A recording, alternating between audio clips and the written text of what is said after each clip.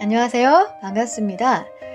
이 시간 서울대 선정 고전 사상사 100번 그 제1권 원효의 대승기실론소 별기에 대해 나눕니다. 부처는 사람 이름이 아니고 깨달은 자의 뜻이다. 붓다인데 우리말로 발음하니 불타, 부처가 된다. 부처님이란 석가모니인데 석가모니 또한 석가족의 성자란 뜻이다.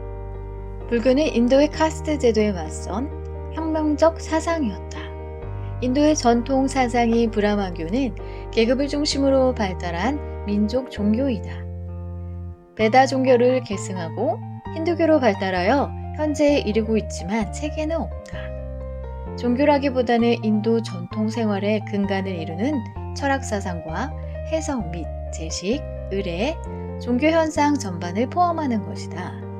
이 브라만의 계급인 카스트 제도에 의해 사제 브라만, 왕족 크사트리아, 서민 바이자, 노예 수드라의 네 계급이 있었다. 거기에 혁신적인 불교는 그들에게서 사문이라는 새로운 사상과 그룹이 되었다.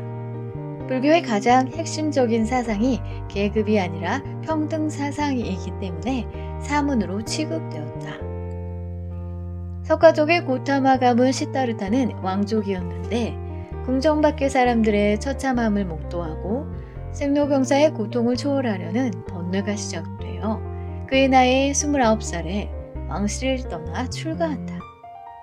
시타르타는 사문으로서 가장 혁신적 사상이 성행하던 마가다국으로 가서 수행하게 되는데 당시 수행 방법은 명상을 통한 수정주의와 자신의 육체에 고통을 가하는 고행주의가 있는데 처음에 수정주의를 선택하여 최고의 경지에 올라갔다가 다시 고행주의도 경험하게 된다. 그러다가 둘의 중간 형태로 명상에 잠겨서 보리수 아래서 비로소 깨달음을 얻었는데 그때가 35세였다. 출가한 지 6년 만이었다. 생각하기는 그것은 깨달음이 아니라 내면의 묵상을 통한 자신만의 길을 찾은 각자 도생의 방법일 뿐이고 그의 제자들이 그것을 철학이거나 학문으로 승계한 것으로 추론된다. 부다의 해탈의 과정과 방법은 초기 경전인 아함경에 써있다. 아함경은 여러 경전을 모아놓은 것이고 거기에 초전 법륜경이 있는데 초전 법륜이란 처음으로 진리의 바퀴를 굴리다라는 의미가 있다. 부다의 첫 번째 설법이라는 뜻인데 거기에 삼법인과 사성제가 있고 그 구체적인 수행 방법으로 8정도를 제시하고 있다. 삼법인은 3가지 진리이고 사성제는 4가지의 성스러운 진리라는 의미이다. 8정도는 8가지의 바른 길을 의미한다. 삼법인의 첫 번째로는 재행무상이다.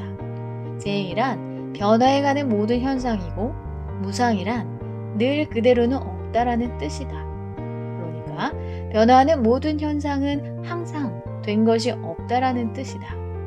그러니까 하나에 너무 집착하지 말라는 것이다.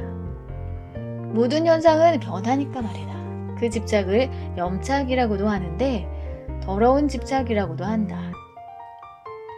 그렇게 되면 서로가 고통과 아픔일 뿐이다.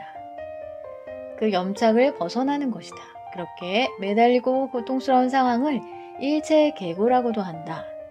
삼법인의 두 번째는 일체계고이다. 즉 모든 것이 다 괴로움이라는 뜻이다. 그래서 인생을 고해, 즉 고통의 바다라고도 한다. 삼법인의 세 번째는 재범무화라고 한다. 즉 모든 법에 자아가 없다라는 뜻이다.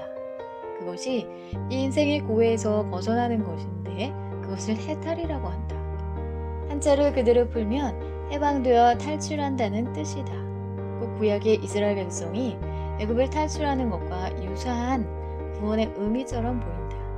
불교에서는 이 세상의 모든 것은 인연으로 생겨난 것이지 자아를 통해 형성되는 것이 아니라는 뜻이다.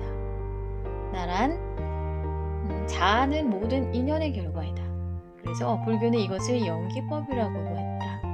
이러한 원리는 인도의 브라만교와 정반대이다. 브라만교는 자아를 중심으로 형성된 우주의 원리를 말하고 있다.